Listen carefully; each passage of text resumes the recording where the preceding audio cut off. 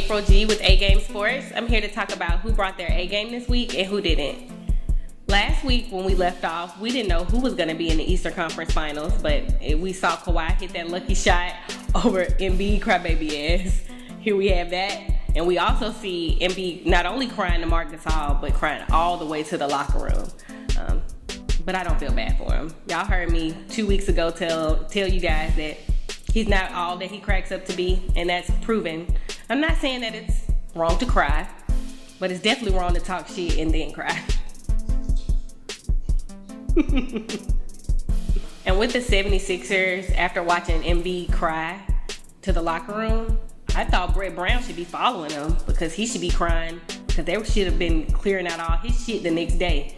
But I guess they still believe in him, so he still has a job.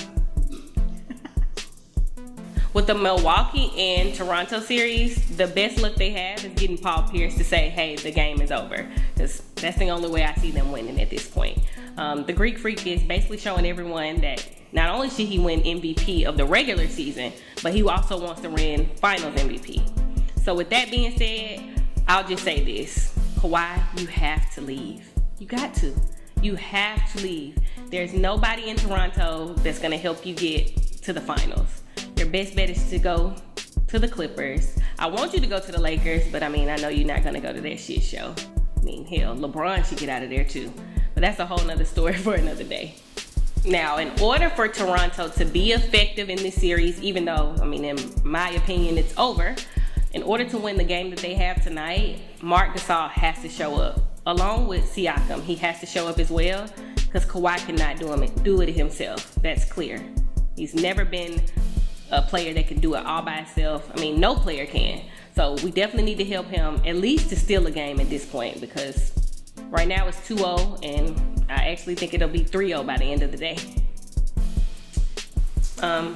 And with Milwaukee, not just the Greek Freak, but our own Birmingham native, Eric Bledsoe's playing really well. So I'm actually proud of him because last year, him and Terry Rozier were very interested in their back and forth, him calling him Drew Bledsoe. But this year, Eric Bledsoe showing you not only am I Eric Bledsoe, but I'm going to the finals this year while you're at home watching me.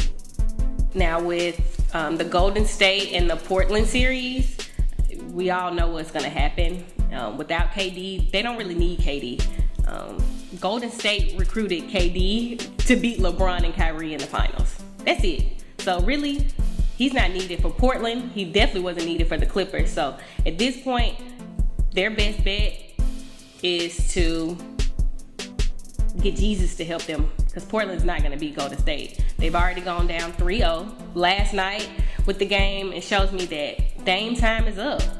I really like him. I think he's a great guy, but the Dame time is up.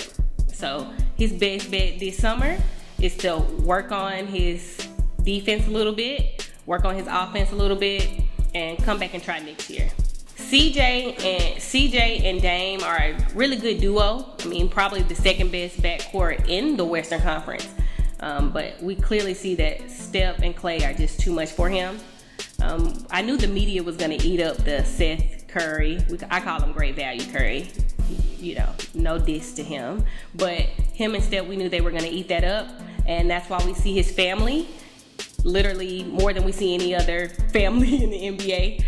They did a whole video deciding on what jersey to wear. Like I stated before, they didn't recruit KD to beat teams like Portland or the Clippers. They recruited him to be there for LeBron and Kyrie. Since they're not in the finals, they're not going to be in the finals, they may not need them. Now, I will say this. Milwaukee does have a chance to beat them because I've already made my finals predictions. KD is a good player, but I don't think he's actually coming back. I don't think they want to tell us how bad the injury really is. But I do like the fact that he's in the tunnel cheering his guys on. And y'all know who got me fucked up this week? Tyreke Evans. He's disqualified to play for the next 2 years for some controlled substance.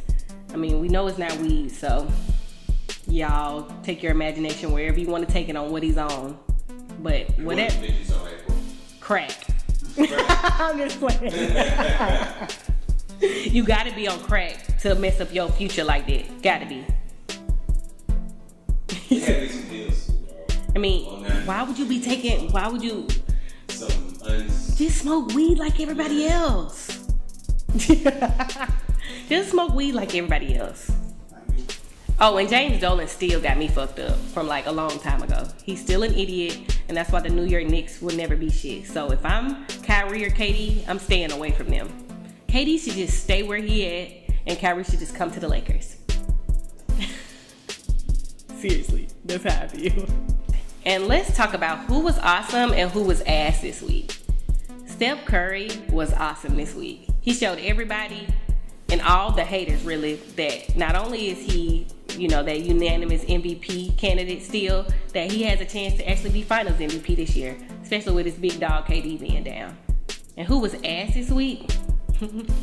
I mean, I know it was last week, but I really want to talk about Embiid again. Do y'all see this nigga crying? Like, after all this shit talking he was doing, he's still ass. So I don't want to hear Embiid talk anything about the process or anything else anymore, because at this point, the process is over. Dolan still got me fucked up from like a long time ago. He's still an idiot, and that's why the New York Knicks will never be shit. So if I'm Kyrie or KD, I'm staying away from them. KD should just stay where he at, and Kyrie should just come to the Lakers. Seriously, that's how I feel. Oh, and last night we saw Deontay Wilder beat Brazil. It was actually a really sad fight. Like, look at his face. Looks like first round, like, you didn't even get a chance. But you know what? That's why I shouldn't say that. I'm gonna say that's why I don't like boxing. But this guy. It was really bad. Like, look at his face. Embarrassing. Oh yeah. Basically, Deontay Wilder is the best.